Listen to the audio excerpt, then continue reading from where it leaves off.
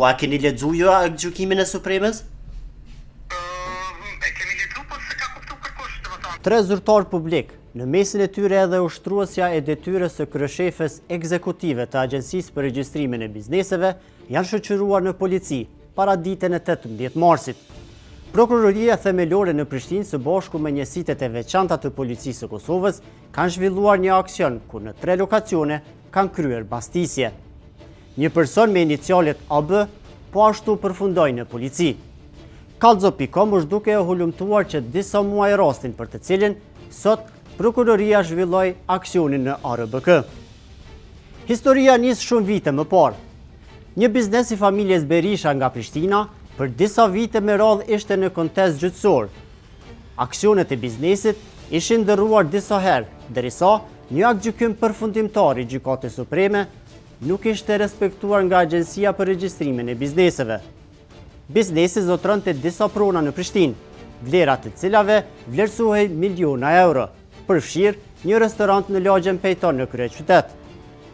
Në vitin 2017, sipas dosjes së siguruar nga Kallxo.com, personi me inicialet IB akuzohet se kishte përdorur dokumente të falsifikuara të biznesit për të ndryshuar pronësinë në aksionet të kompanisë nga Tani Indjeri, vëllai i tij.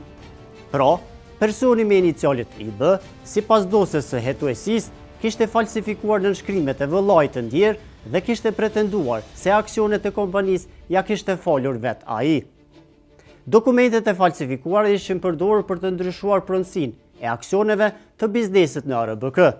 Për këto veprime, IB ishte dënuar nga Gjykata Themelore në Prishtinë me burgim të kushtëzuar me dënim me gjobë në vitin 2024. Mbi të akuzuarit rëndonin 2 vepra penale, falsifikimi dokumenteve dhe legalizimi përmbajtjes së rreme. Dënimi ishte konfirmuar edhe nga shkalla e dytë në prill të vitit 2025.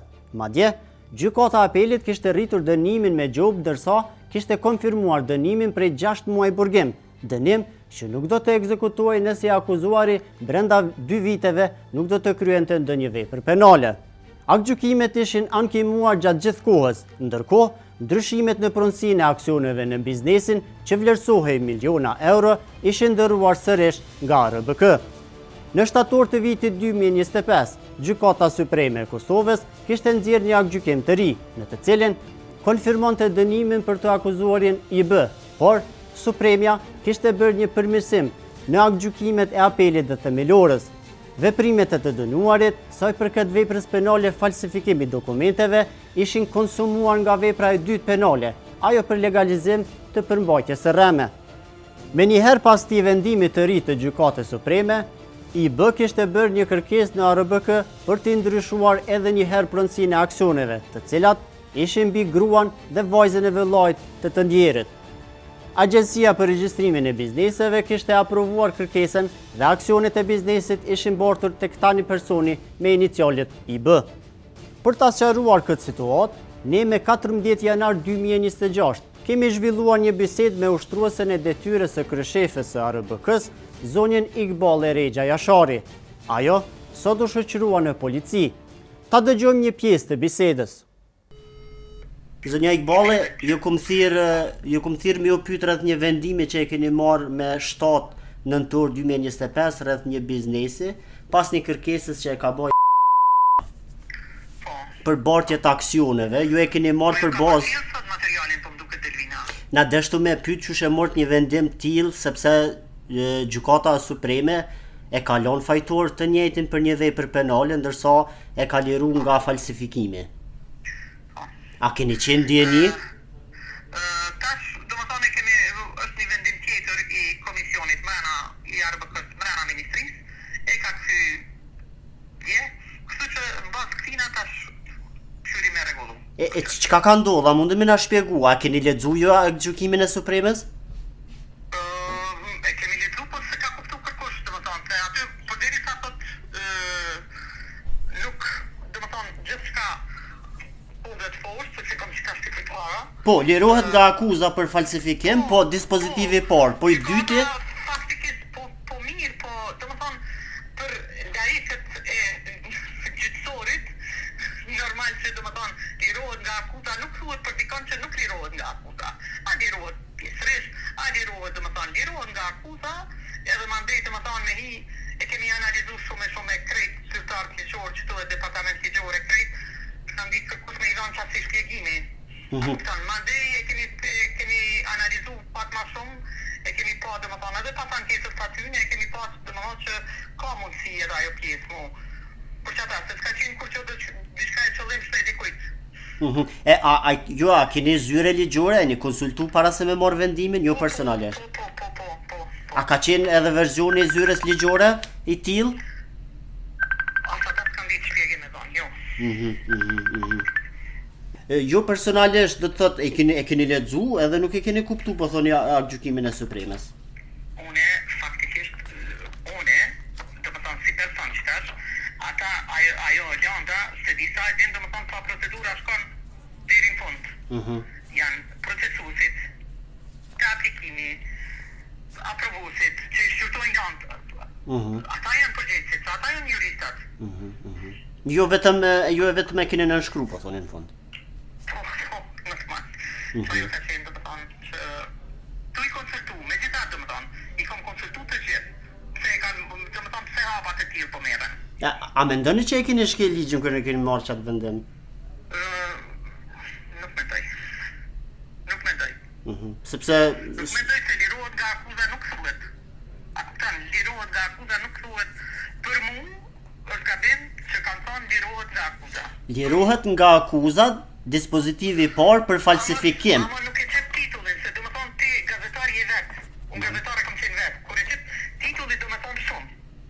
Po dispozitivi 2 edhe 3, zonja Iqballi, dispozitivi 2 edhe 3 i gjykimit, e thot qartë që mbeten në fuqi.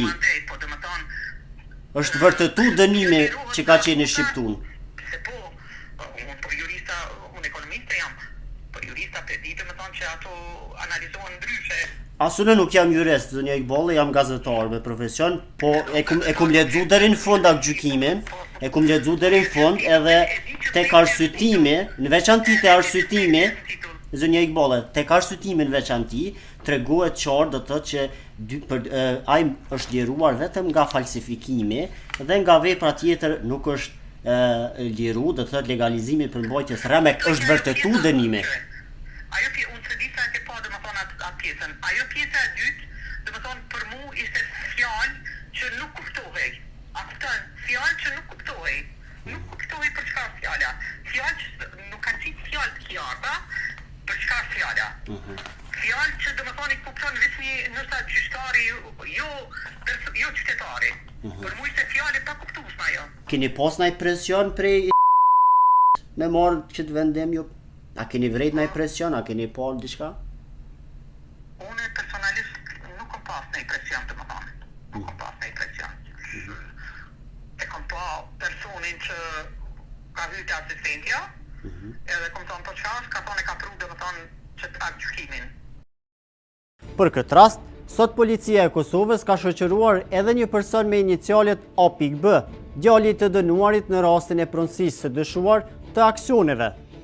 Avokati Besim Osmani ka konfirmuar shoqërimin e tij në polici, ndërsa ka thënë se rasti është bërë mediatik pa pasur nevojë, sepse sipas tij rasti është administrativ.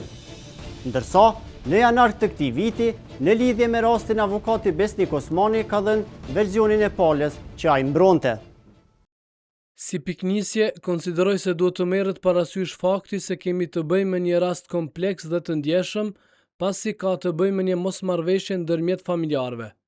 Për këtë arsye, çështja është adresuar në gjykatë dhe besojmë se vetëm gjykata është institucioni kompetent për të dhënë një vendim përfundimtar dhe të drejtë për kërkesat e palëve. Gazetaria nuk është vendi ku zgjidhen çështjet juridike. Shikues të nderuar, ishte ky hulumtimi për pronat milionshë në Prishtinë, për të cilat 3 zyrtar publik dhe një person privat përfunduan në shoqërimin e policisë. Ju vazhdoni të na raportoni në kallxo.com dhe mirëmbëjtje.